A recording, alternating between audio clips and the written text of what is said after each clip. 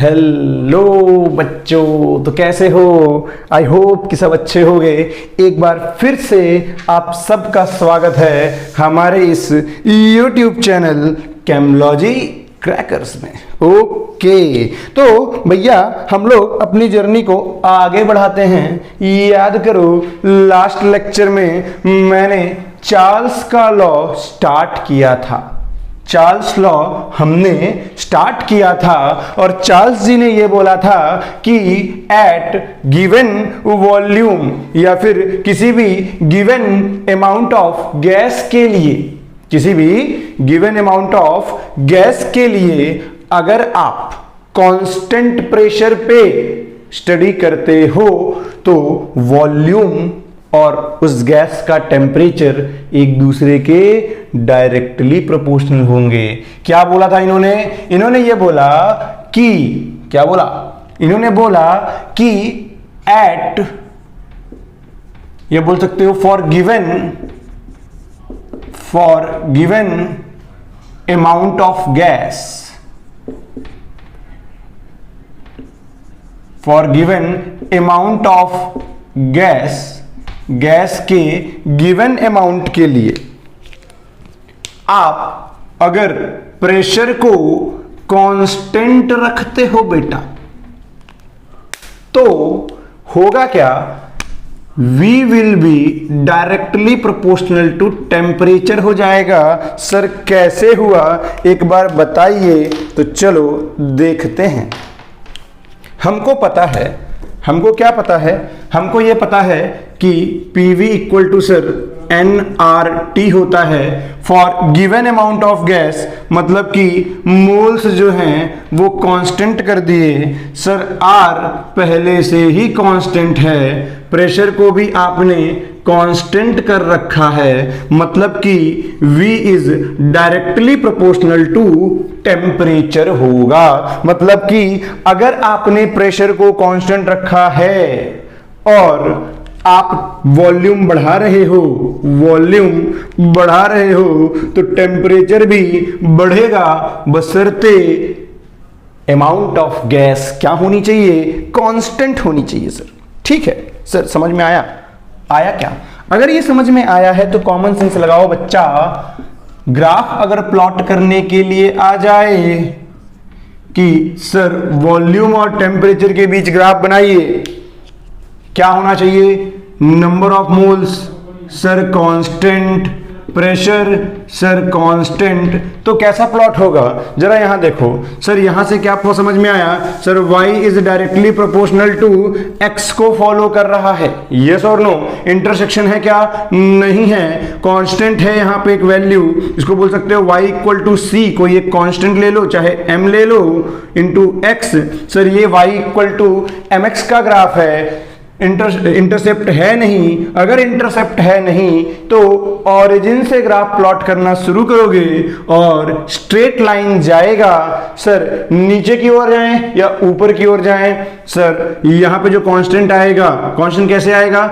n into R divided by P, ये आपको एक पॉजिटिव वैल्यू देगा, मतलब कि सर स्लोप पॉजिटिव में होगा। It means theta less than 90 बनना चाहिए। यस और नो?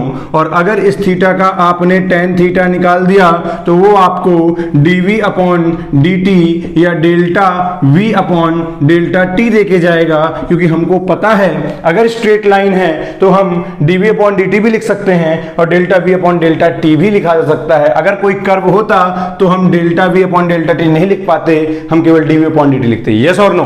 बोलो। कर्व है तो बहुत छोटे से चेंज के लिए ही आप स्लोप निकाल पाओगे, लेकिन अगर स्ट्रेट लाइन है तो आप बड़े चेंज के लिए भी फाइंड कर सकते हो यहां से। ठीक है सर। सर पता कैसे चले रियल लाइफ में कि प्रोसेस जो है वो आइसोबैरिक हो भी रही है या नहीं? क्योंकि प्रेशर अगर कांस्टेंट है तो उसको हम बोलेंगे आइसोबैरिक प्रोसेस। सर कैसे पता चलेगा? तो रियल लाइफ में अगर आप आइसोबैरिक प्रोसेस बनाना चाहते हो तो आपको ये चीज ध्यान में रखना होगा। सर क्या ध्यान में रखना होगा? कि आप अगर पिस्टन सिलेंडर लेके काम कर रहे हो तो फॉर आइसोबैरिक प्रोसेस पिस्टन जो है, पिस्टन सिलेंडर समझते हो, ये एक सिलेंडर हो गया सर, और इस पे आपने एक पिस्टन लगा रखा है, ये है आपका पिस्टन। तो आइसोबैरिक प्रोसेस के लिए ये क्या है बोलो पहले तो सर, ये है सिलेंडर, ये क्या है सिलेंडर, और ये आपका क्या है बोलो पिस्टन है सर।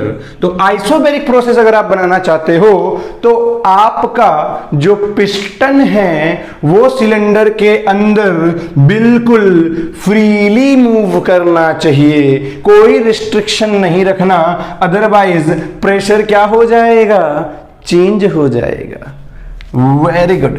तो सर अगर हम पिस्टन सिलेंडर के अंदर फ्रीली मूव कर रहा है तो हम तुरंत क्वेश्चन में समझ जाएंगे कि सर आइसोबैरिक प्रोसेस को वो लोग फॉलो करवा रहे हैं। तो for isobaric process piston will move freely in the cylinder. Done. तो सिलेंडर के अंदर जब भी पिस्टन फ्रीली मूव करेगा, फ्री मोशन करेगा, इन दैट कंडीशन प्रेशर क्या होगा, कांस्टेंट रहेगा सर, और वो प्रोसेस आइसोबैरिक प्रोसेस कहलाएगी। ओके ठीक है सर। सर अब एक काम करते हैं, हम लोग चार्ल्स के लॉ पे बेसिस जितने भी पॉसिबल ग्राफ हैं सारे ग्राफ प्लॉट कर लेते हैं वन बाय वन, ताकि क्वेश्चन पेपर में जे या नीट के अंदर कोई गड़बड़ नहीं होनी चाहिए। Okay sir. तो सबसे पहला ग्राफ जो हमने प्लॉट किया वो क्या था, V is directly proportional to T, और इसका ग्राफ जब हमने प्लॉट किया हमने क्या देखा, ये Y is directly proportional to T मतलब Y इक्वल टू mx को फॉलो कर रहा है सर। ये ऑरिजिन से होता हुआ थीटा जो है लेस देन 90 डिग्री पे मूव करता हुआ बनेगा। यस और नो बोलो। ठीक है सर। दूसरा प्लॉट करते हैं। दूसरा प्लॉट करना है आपको, ध्यान से देखो, दिया हुआ है, आप प्लॉट करिए ग्राफ को V अपॉन T और T के बीच। ठीक है सर, देखते हैं कैसे होगा। इधर आओ गौर फरमाओ sir, PV equal to nRT। ठीक है सर। P हम लोग कांस्टेंट किए हुए हैं, गैस का अमाउंट हमने फिक्स ले रखा है तो ये भी कांस्टेंट है। R कांस्टेंट वैल्यू हमारी सर है ही, हमको V अपॉन T और T के बीच ग्राफ प्लॉट करना है। ठीक है, तो सर यहां से पहले V अपॉन T बना लो। सर V अपॉन T ये बन गया, और V अपॉन T की वैल्यू क्या आएगी बोलो, NR डिवाइडेड बाय P, और ये तो सारी की सारी कांस्टेंट वैल्यू है। इसका मतलब ये हो गया सर कि V अपॉन T का जो रेशियो होगा आइसोबैरिक प्रोसेस में वो तो कांस्टेंट वैल्यू होगा, मतलब कि आप टेम्परेचर बढ़ाओ कोई फर्क पड़ेगा क्या, no effect, no effect. Sir आप वॉल्यूम बढ़ाओ कोई इफेक्ट पड़ेगा क्या, नो इफेक्ट।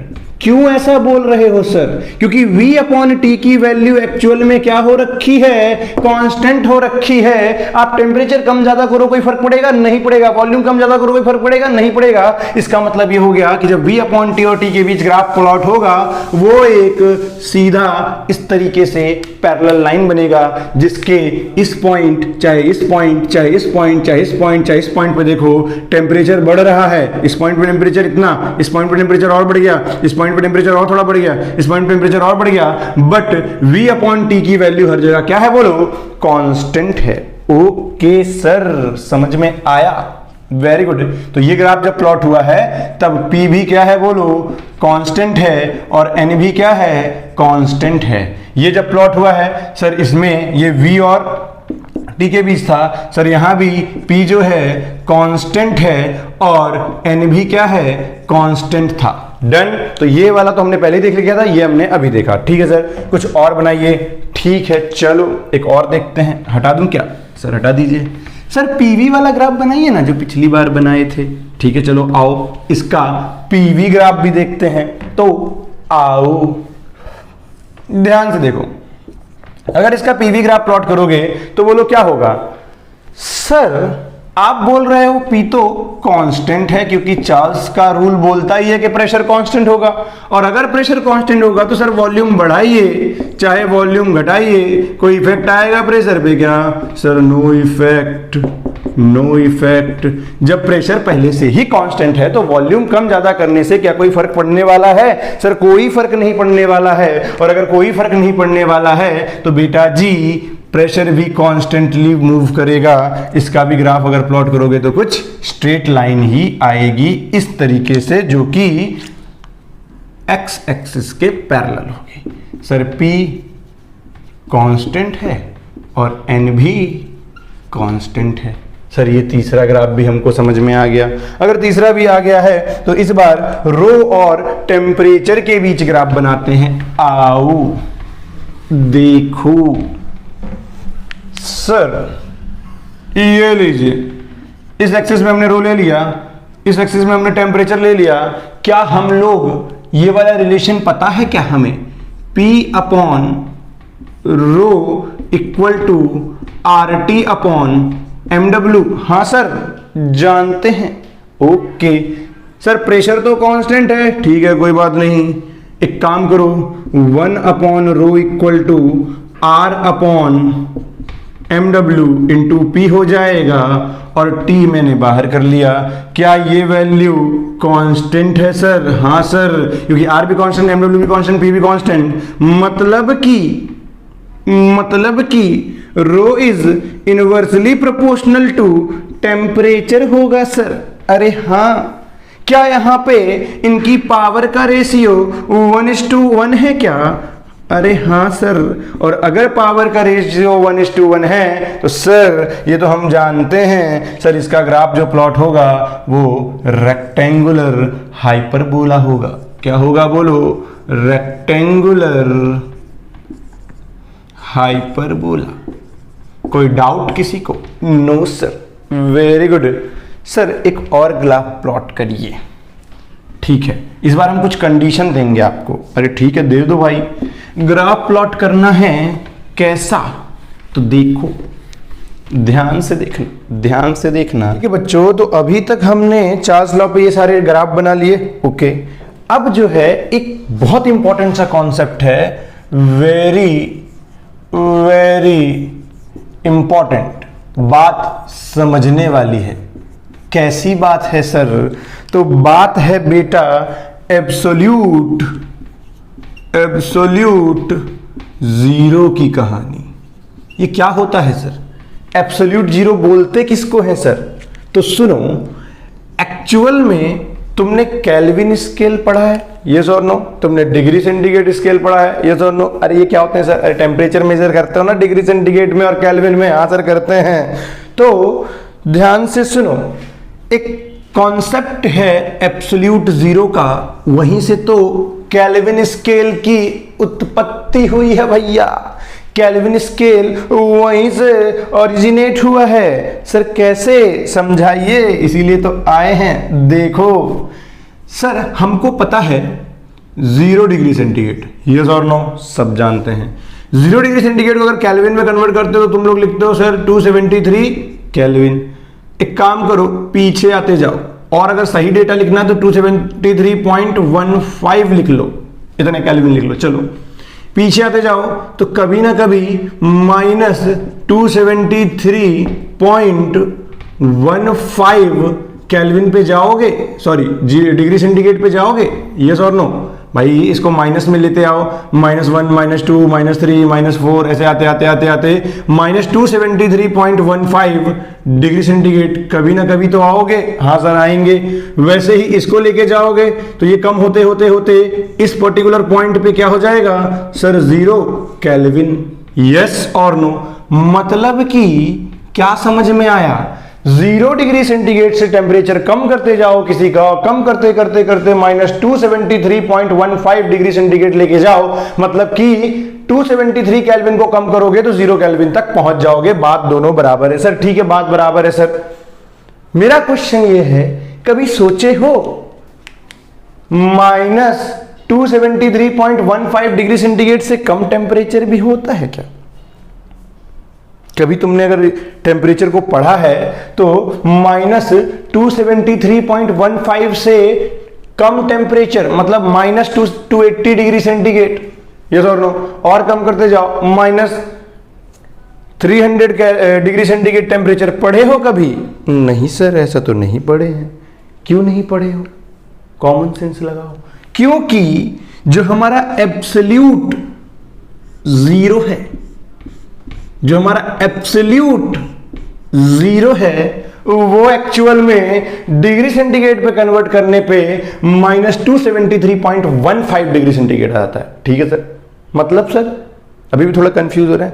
मतलब ये कि जो केल्विन स्केल शुरू हुआ है वो 0 केल्विन से शुरू हुआ है और 0 केल्विन से चलते हुए आगे की ओर पॉजिटिव में तो कहीं तक भी जा सकता है, लेकिन 0 केल्विन से नीचे -1 केल्विन कुछ नहीं होता। मतलब कि सर किसी बॉडी का टेम्परेचर अगर हम कम करेंगे तो कितना कर सकते हैं?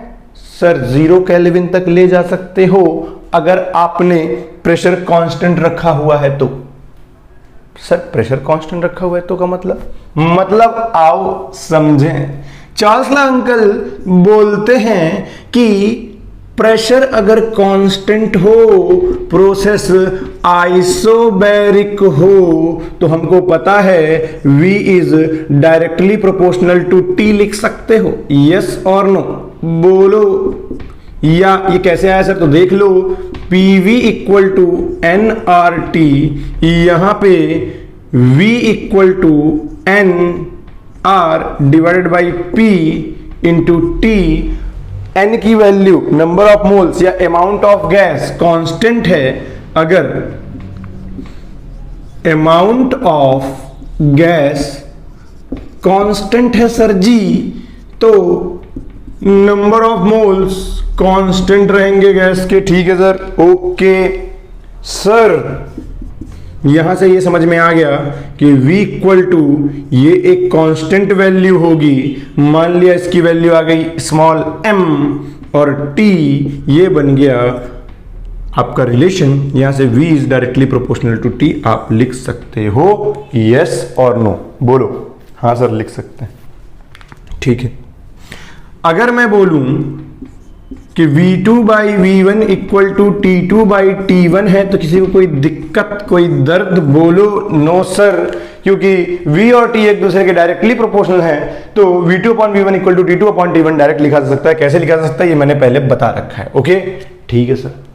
ओके सर, एक ऑब्जर्वेशन करते हैं, आओ कर लेते हैं। ध्यान से देखो, मैंने क्या बोला कि मान लो कोई एक गैस है और उस गैस का कुछ ना कुछ वॉल्यूम ले रखे हो तुम। कितना वॉल्यूम ले रखे हो? कितना ले रखे हो सर? हमने लिया मान लो 270 ml। ठीक, टेम्परेचर राइज आपने किया उसका, और मान लो उसका टेम्परेचर है उस कंडीशन में सर, वॉल्यूम है उसका इतना, टेम्परेचर है कितना बोलो?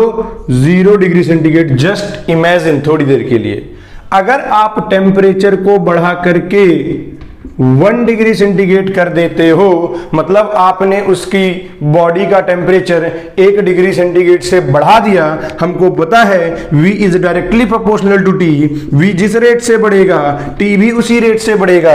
अगर टेम्परेचर को 1 डिग्री सेंटीग्रेड आपने बढ़ाया है तो वॉल्यूम 1 ml से इंक्रीज हो जाएगा सर। जो सेकेंड वाला मान लो V1 T1 था, जो V2 आएगा सर 271 ml आ जाएगा। यस और नो सर? एक बार और बताइए। ठीक है, वॉल्यूम 270 ml लेके चले थे, 0 डिग्री सेंटीग्रेड टेम्परेचर लेके चले थे।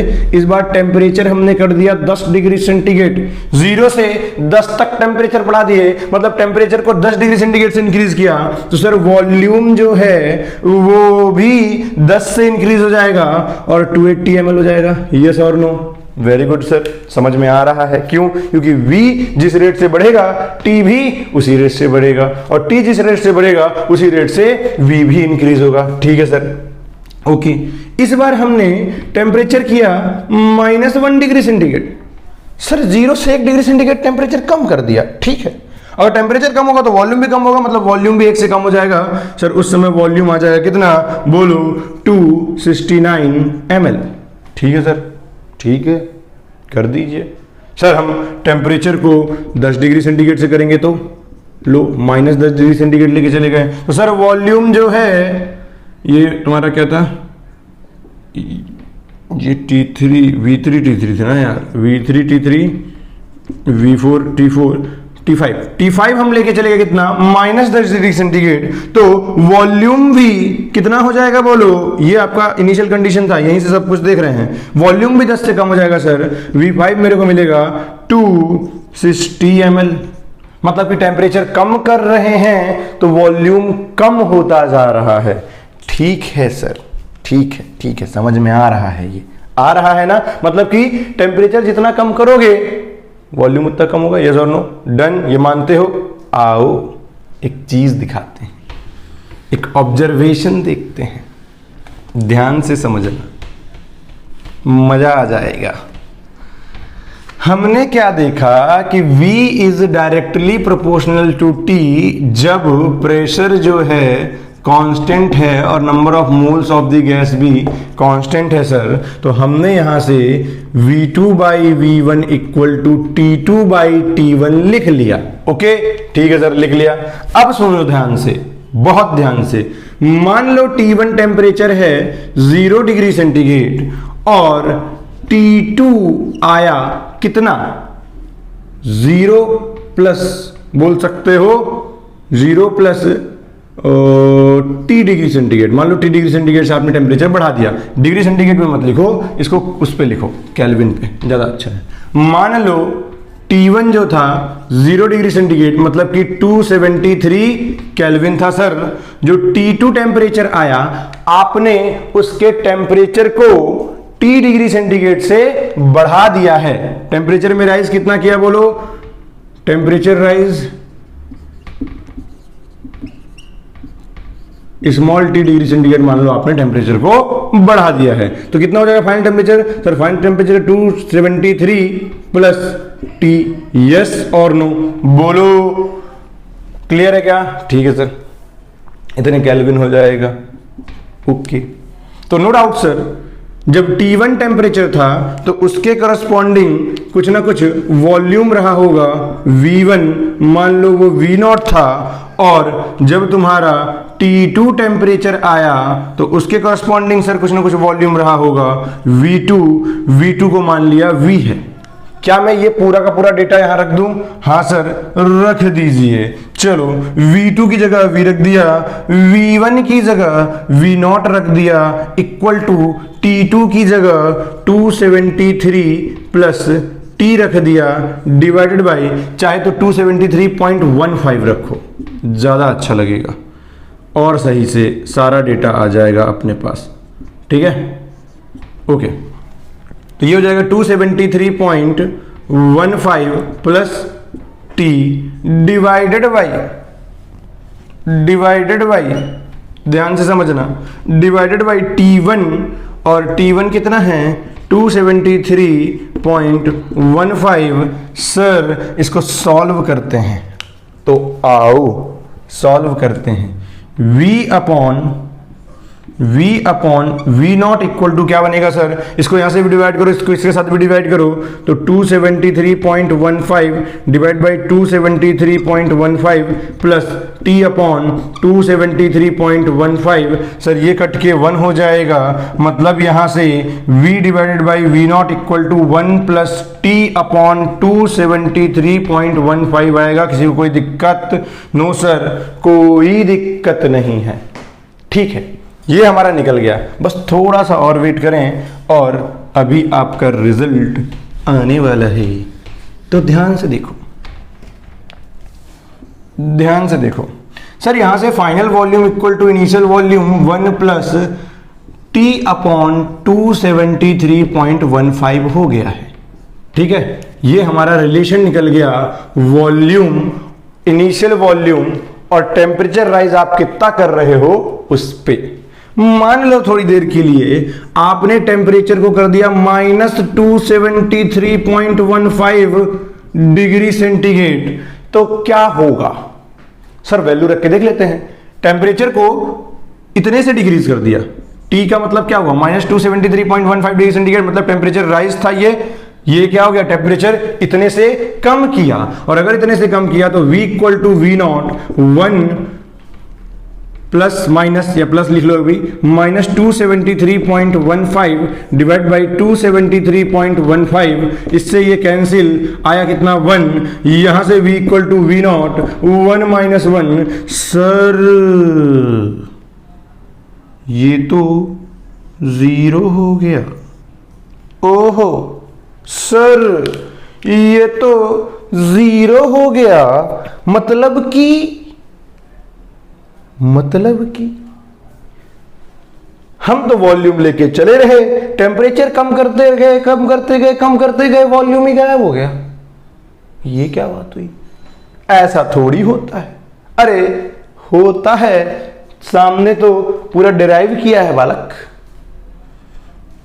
ये टेम्परेचर कम कर रहे थे गैस का, कम करते क्या देखे? जैसे ही -273.15 डिग्री सेंटीग्रेड तक टेम्परेचर को लेके गए, सर वॉल्यूम ही 0 हो गया।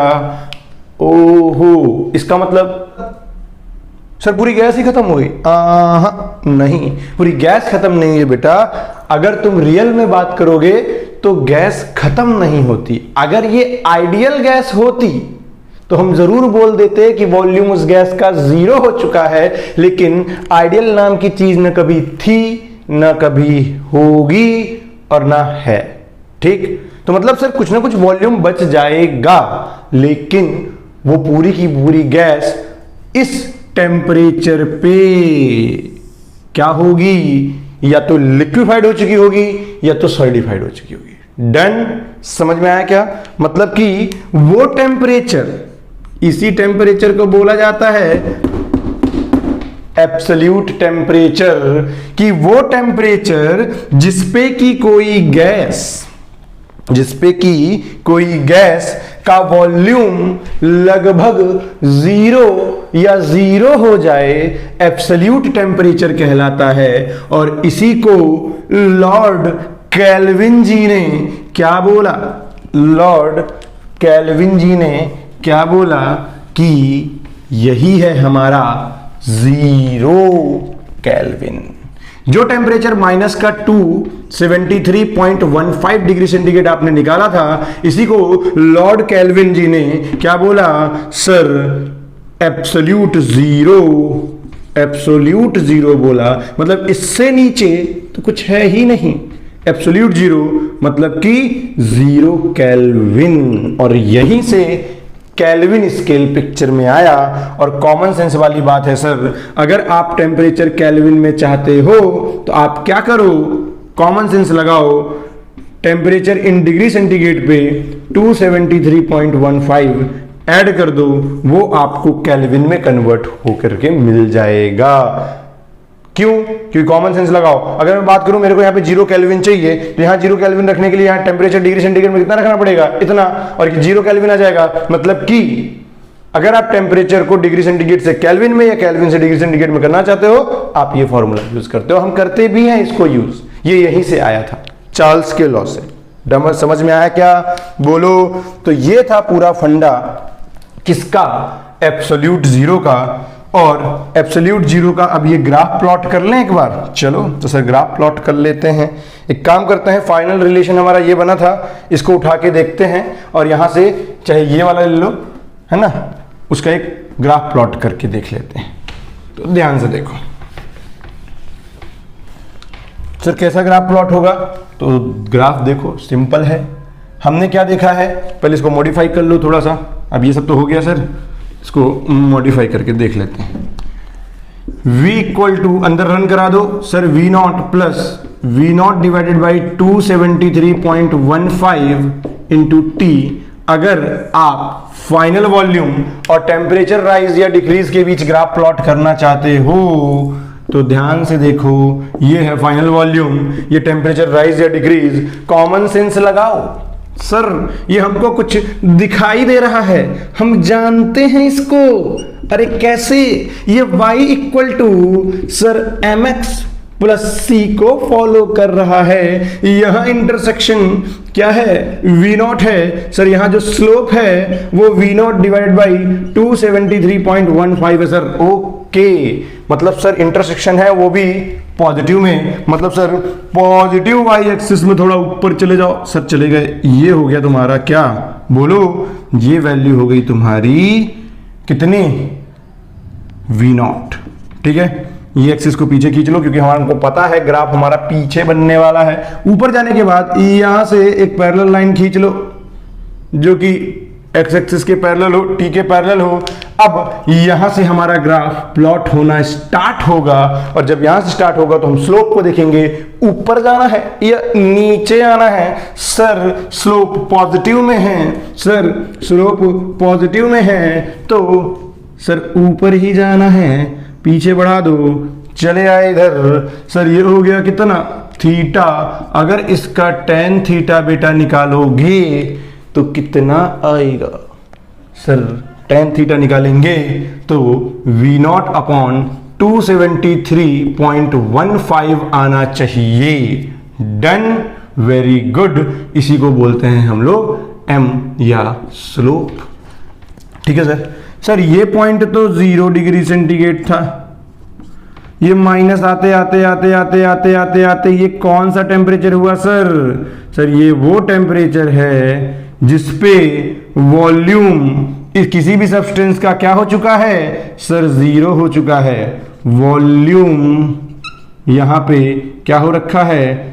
0। कॉमन सेंस लगाओ। इस पॉइंट पे वॉल्यूम इतना था, 0 डिग्री सेंटीग्रेड पे इतना था। जैसे जैसे टेम्परेचर कम कर रहे हो वॉल्यूम कम हो रहा है, हो रहा है, हो रहा है, हो रहा है। वॉल्यूम देखो कम होता जा रहा है। इस पॉइंट पे इतना, इस पॉइंट पे इतना, इस पॉइंट पे इतना वॉल्यूम, और अब फाइनली वॉल्यूम यहाँ पे क्या हो रखा है? बोलो सर 0। इस पॉइंट पे वॉल्यूम इतना, इस पॉइंट पे वॉल्यूम इतना, इस पॉइंट पे वॉल्यूम इतना।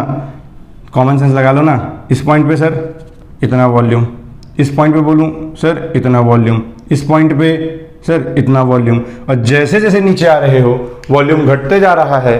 और ये वो पॉइंट है जिस पे टेम्परेचर की वैल्यू अभी हमको नहीं पता, लेकिन सर इस पॉइंट पे वॉल्यूम 0 हो गया। और अभी थोड़ी देर पहले तो निकाले थे, कहां चला गया? यही लिखे थे शायद, यहां या वहां, कि अगर टेम्परेचर को कितना करोगे?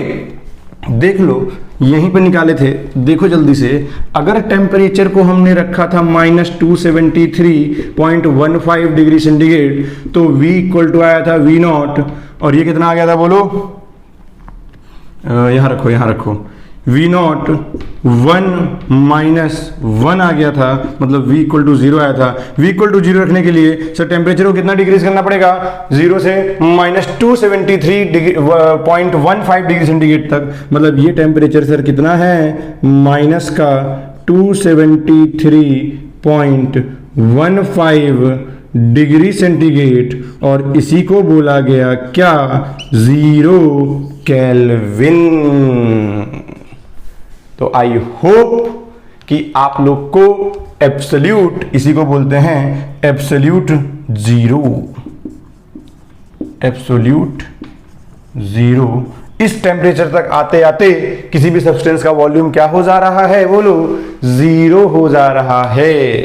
तो ये था फंडा पूरा का पूरा किसका? बोलो एब्सोल्यूट 0 का। यहीं से फिर केल्विन जी ने एक स्केल बनाया, बोले कि किसी का टेम्परेचर हम ज्यादा से ज्यादा कहां तक ले जा सकते हैं? -273.15 डिग्री सेंटीग्रेड तक आइसोबैरिक प्रोसेस में। अगर वहां तक ले जा सकते हैं तो फिर उसको क्यों ना 0 मान लें और वहीं से स्केल बना दें। इसीलिए केल्विन स्केल में कभी भी माइनस में वैल्यू नहीं मिलेगी तुमको, क्योंकि केल्विन स्केल की मिनिमम वैल्यू ही है क्या? बोलो 0 केल्विन। माइनस में केल्विन की वैल्यू ही एग्जिस्ट नहीं करती, क्योंकि उनका जो स्केल स्टार्ट ही हुआ है वो 0 केल्विन से स्टार्ट हुआ है। Done, okay. चलो, जिस भी दो बंदों के बीच ग्राफ पूछा हुआ है उन दोनों बंदों के बीच आप रिलेशन बना लीजिए, आप ग्राफ बहुत आसानी से प्लॉट कर सकते हैं। ओके, ठीक है सर। एक काम करते हैं, चलो एक क्वेश्चन देते हैं, करोगे क्या? हाँ सर करेंगे। ध्यान से देखो, वॉल्यूम और टेम्परेचर के बीच ग्राफ बनाए बोले आइसोबैरिक प्रोसेस है, बोले आइसोबैरिक प्रोसेस है, इसका प्रेशर P1 है, इसका प्रेशर P2 है, बोलते हैं दोनों गैसेस में, दोनों कंडीशन में ये वाली गैस और देखो ये गैस और ये गैस दोनों क्या है, गैस सेम है, ठीक है। इसको मान लो A वाला प्लॉट, इसको मान लो B वाला, तो gas A equal to gas B, या फिर बोल दो दोनों गैस A ही है, तो क्यों इतना पंगा लेना, ठीक है। दोनों गैस सेम है और गैस का अमाउंट दोनों जगह क्या है बोलो, सेम है। डन, जितना अमाउंट यहां लिए हो उतना अमाउंट यहां लिए, अरे वही गैस लिए हैं, दोनों जगह सेम अमाउंट लेके रखे हैं, मतलब सर n की वैल्यू तो कांस्टेंट है। ओके, आइसोबैरिक प्रोसेस बोल रखा है, V और T के बीच ग्राफ बना रखा है, बोलते हैं कि P1 और P2 में ऑर्डर बताओ, P1 ज्यादा कि P2 ज्यादा, तो ठीक है सर। हमको क्या पता है, हमको पता है PV इक्वल टू nRT, आपने n को पहले ही कांस्टेंट कर दिया है, R को भी, R तो पहले से ही कांस्टेंट है भैया, तो PV इक्वल टू, या बोल सकते हो PV is directly proportional to T sir, ठीक है। हम क्या कर रहे हैं, गौर से देखना, हम इस पॉइंट पे स्टडी करते हैं और हमने क्या किया, टेम्परेचर को कांस्टेंट कर दिया। इस पॉइंट का भी टेम्परेचर सर मान लो T1 है, तो इस पॉइंट का भी टेम्परेचर नीचे होगा तो T1 ही आएगा। इस पॉइंट पे वॉल्यूम सर V1 है, इस पॉइंट पे वॉल्यूम सर V2 है, और हमको साफ साफ दिखाई दे रहा है कि V2 is greater than V1। इस पे सर कोई डाउट नहीं है, कोई शंका नहीं है सर, तो कोई बात नहीं। तो देखो हमने टेम्परेचर को कांस्टेंट कर दिया है इस पॉइंट पे और इस पॉइंट पे, मतलब अब टेम्परेचर भी कांस्टेंट हो रखा है, मतलब P will be inversely proportional to V।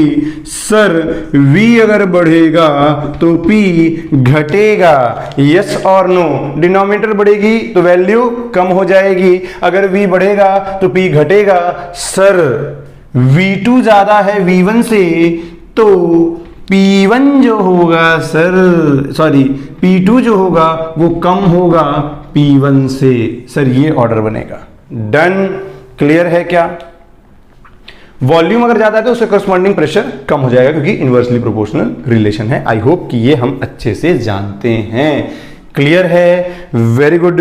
अगर ये तुमसे क्लियर है तो एक काम करो, एक क्वेश्चन तुम लोग करो, फिर हम उसको सॉल्व करेंगे और आंसर मैच करेंगे। ओके ठीक है सर, करवाइए।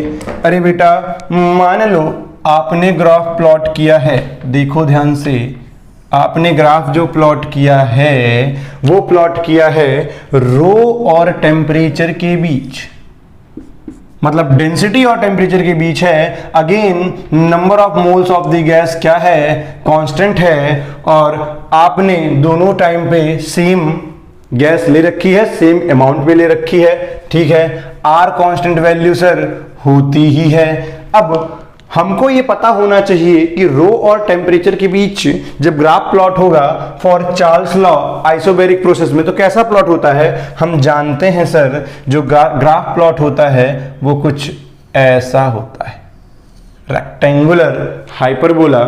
मैं मान के चलता हूं ये वाला ग्राफ P1 प्रेशर पे उसी गैस का खींचा गया है और ये वाला P2 प्रेशर पे उसी ग्राफ के लिए खींचा गया है। अब उनका क्वेश्चन ये है कि बताओ P1 और P2 में ज्यादा कौन है। तो ठीक है सर, सिंपल है, हम जानते हैं P upon rho equal to RT upon MW, और हमको पता है R और T तो R और MW कांस्टेंट वैल्यू है, तो P upon rho will be directly proportional to temperature. ठीक है, यहां तक कोई दिक्कत नहीं। अब सर इसमें 3 वेरिएबल हैं सर, 2 वेरिएबल के बीच रिलेशन बनाना है। एक काम करो, टेम्परेचर को कांस्टेंट कर दो, ये लो, हमने यहां से एक वर्टिकल लाइन खींच दी। इस पॉइंट पे टेम्परेचर बोलोगे तो सर T1, इस पॉइंट पे भी टेम्परेचर बोलोगे तो सर T1, लेकिन इस पॉइंट के करस्पॉन्डिंग जो डेंसिटी होगी वो ρ1, और इस पॉइंट के करस्पॉन्डिंग जो डेंसिटी होगी सर वो ρ2 होगी। साफ साफ दिखाई दे रहा है कि ρ2 इज ग्रेटर देन ρ1। ठीक है सर, ये साफ साफ दिखाई दे रहा है। टेम्परेचर हमने कांस्टेंट कर दिया है तो हम इसको भी कांस्टेंट कर सकते हैं। इसका मतलब P इज, या बोल सकते हो rho is directly proportional to P, और अगर ये एक दूसरे के डायरेक्टली प्रोपोर्शनल है तो रो की वैल्यू बढ़ेगी तो P की वैल्यू भी सर बढ़ेगी। सर रो 2 ज्यादा है रो 1 से, इसलिए P2 will be greater than P1। खत्म, इतना ही तो करना था। सिंपल होते हैं। अगर आप ग्राफ बनाना सीख गए हो, अगर आपने उसको प्रॉपर तरीके से पढ़ा है तो ये बहुत सिंपल क्वेश्चन होते हैं, देखने में बहुत टफ लगते हैं। ओके, तो डरना नहीं है बच्चों। समझ में आया क्या? Yes sir. आई होप कि ये आपको क्लियर है, और अगर ये क्लियर है तो चलो 2 पॉइंट और डिस्कस कर लें। क्या कर लीजिए सर, लेकिन 2 पॉइंट डिस्कस करने से पहले सर हम कुछ बोलना चाहते हैं। सर एक क्वेश्चन और करवा दीजिए, पक्का? तो चलो जाते जाते एक क्वेश्चन और देख लो। मान लो सर, मान लो, क्या मान लें सर? अरे बस तुम मान लो कि V और T के बीच, या फिर ऐसा समझो, ठीक है, V और T के बीच ग्राफ प्लॉट किया गया है, ठीक है सर। और ग्राफ प्लॉटिंग जो हुई है ओरिजिन से हुई है, ये भी और ये भी P प्रेशर पे, ये भी P प्रेशर पे ही प्लॉट हुआ है, ठीक है सर। बट यहां पे जो मास लिया गया है गैस का वो है m1, और यहां पे जो मास लिया गया है गैस का वो है m2। तो सर बताइए m1 और m2 में से किसका मास ज्यादा आएगा? डन, ठीक है सर। सर सिंपल है, हम जानते हैं, क्या जानते हैं sir? PV equal to nRT। Sir P आपने दोनों जगह कांस्टेंट कर रखा है सर, ये तो पहले से ही कांस्टेंट है। ओके सर, R कांस्टेंट होता ही है। सर क्या इस बार मोल्स कांस्टेंट है? अरे नहीं, गैस का अलग अलग मास है, भले गैस सेम है बट मास अलग अलग लिए हो तो मोल्स अलग लगाएंगे। एक काम करो सर, पहले जो है इसको छोड़ो, पहले आप PV इक्वल टू nRT ही लिख लो और n को खोल दो। चलो खोल देते हैं sir. Mass divided by molar mass R into T, हमको पता है P कांस्टेंट है, M और R भी कांस्टेंट हैं। इसका मतलब ये हो गया कि V is directly proportional to mass into temperature. Yes और नो? सर एक काम करते हैं, क्या करना है सर? यहां से एक वर्टिकल लाइन बना लो। बना लिए बेटा। हमने क्या कर दिया, इस पॉइंट पे और इस पॉइंट पे अगर ध्यान से देखो तो टेम्परेचर T1 है, मतलब सर टेम्परेचर भी हमने कांस्टेंट कर दिया है। ओके, अगर आपने टेम्परेचर भी कांस्टेंट कर दिया है तो V will be directly proportional to mass of the gas. मतलब इस पॉइंट और इस पॉइंट पे देख लो वॉल्यूम किसका ज्यादा आ रहा है। ठीक है सर, देखते हैं सर। यहाँ पे इसका वॉल्यूम V1 आ रहा है, यहाँ पे इसका वॉल्यूम V2 आ रहा है, और हमको साफ साफ दिखाई दे रहा है कि V2 is greater than V1। यहाँ पे रिलेशन क्या बोलता है? वॉल्यूम बढ़ाओगे तो मास बढ़ेगा। मतलब अगर V2 ज्यादा है V1 से तो M2 को ज्यादा होना पड़ेगा सर M1 से, और खत्म। समझ में आया क्या? तो ऐसे क्वेश्चन आई होप कि आप कर लोगे अब, जो भी चार्ल्स के लॉ पे बेस्ड होंगे। इसके अलावा और वो तुमसे कुछ भी नहीं पूछ सकते। डन? ओके, ठीक है। चलो अब थोड़ा सा वॉल्यूम एक्सपेंशन कोफिशिएंट और प्रेशर डिफ्यूजन कोफिशिएंट पे बात कर लेते हैं। सर हमको पता है अल्फा इक्वल टू क्या होता है, 1/dt dV अपॉन V। ठीक है सर। सर हमको पता है बीटा इक्वल टू होता है 1/dt dP अपॉन P। ठीक है सर। सर प्रेशर कांस्टेंट है। ओके, और अगर प्रेशर कांस्टेंट है तो PV इक्वल टू nRT से हमको पता है V will be directly proportional to T होगा। हाँ सर, ये हमको पता है। ठीक है सर, ये सब किसके लिए चल रहा है? चार्ल्स लॉ के लिए चल रहा है, चार्ल्स लॉ के लिए चल रहा है, ठीक है ना। चार्ल्स लॉ के लिए क्या?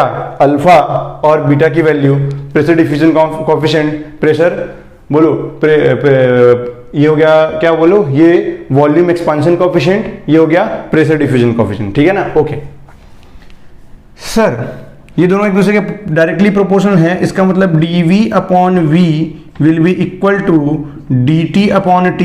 कोई दिक्कत? No sir. एक काम करो सर, dv अपॉन v ये मैथमेटिक्स के अकॉर्डिंग लिखा जा सकता है, बोलो very good sir. dv upon v, dt को इधर भेज दीजिए सर, भेज दिया तो क्या बन गया? ये बन गया, इक्वल टू क्या बचा सर? इक्वल टू बचा 1 अपॉन टी। इसका क्या मतलब समझे? ये तो अल्फा लिखा हुआ है, मतलब sir alpha volume diffusion coefficient will be equal to 1 upon T. Yes और नो? बोलो वेरी गुड। और अगर अल्फा और टी के लिए ग्राफ प्लॉट किया जाए तो सर अल्फा और टी के बीच ग्राफ कैसा प्लॉट होगा? पावर क्या है? 1 1 सर, रेक्टेंगुलर हाइपरबोला बनेगा। ओके सर, ये तो समझ में आ गया कि अगर आइसोबैरिक प्रोसेस है, प्रेशर कांस्टेंट है, अगर आइसोबैरिक प्रोसेस है, प्रेशर कांस्टेंट है, तो alpha will be what sir? 1 upon temperature. एक में टेम्परेचर से डिवाइड कर दो, सीधे आपको अल्फा की वैल्यू वो फेंक के दे देगा। ओके सर, बीटा के साथ क्या होगा? सर प्रेशर कांस्टेंट बोले हो? हाँ सर, प्रेशर कांस्टेंट बोले हैं, तो डीपी प्रेशर में चेंज क्या होगा? 0। अगर प्रेशर में चेंज होगा 0 तो यहां रख दो, तो बीटा क्या आ जाएगा? बोलो 0। इसका मतलब आइसोबैरिक प्रोसेस के लिए alpha equal to 1 upon T, लेकिन बीटा क्या होता है? 0 होता है। ये डायरेक्ट मैच द कॉलम में पूछे जाते हैं। कहां? जो मैच द कॉलम टाइप के क्वेश्चन बनते हैं, किसमें? जेई और नीट के अंदर एग्जैक्ट डायरेक्ट पूछे जाते हैं, तो ये आपको पता होना चाहिए। ओके, आई होप कि ये क्लियर है, और अगर ये क्लियर है तो यहीं तक हमारे चार्ल्स भैया हमारे साथ थे। अब आगे नेक्स्ट लॉ आएगा और वो है गे-लुसैक अंकल का लॉ, तो वो हम नेक्स्ट वीडियो में देखेंगे। आई होप कि आपने बायल्स लॉ वाला आपने वीडियो देखा है। इसके बाद बायल्स लॉ के लास्ट में हमने चार्ल्स को डिस्कस किया था थोड़ा बहुत, यहाँ पे वापस से हमने चार्ल्स के लॉ को डिस्कस किया कंप्लीट, उस पे क्वेश्चन जितने पॉसिबल ग्राफ होते हैं, एवरीथिंग। इससे ज्यादा उनकी पूछने की औकात ही नहीं है, डोंट वरी। इसको आप पढ़िए, समझिए, क्वेश्चन लगाइए, कोई डाउट आता है सीधे कमेंट करिए, और अगर वीडियो समझ में आया, अच्छा लगा तो ज्यादा से ज्यादा इसको शेयर करिए, सब्सक्राइब करिए, बेल आइकन दबाइए, भैया धूम मचा दीजिए। डन। ओके, आई होप ये क्लियर है। बाय बाय, टेक केयर, बढ़िया से पढ़ते रहिए।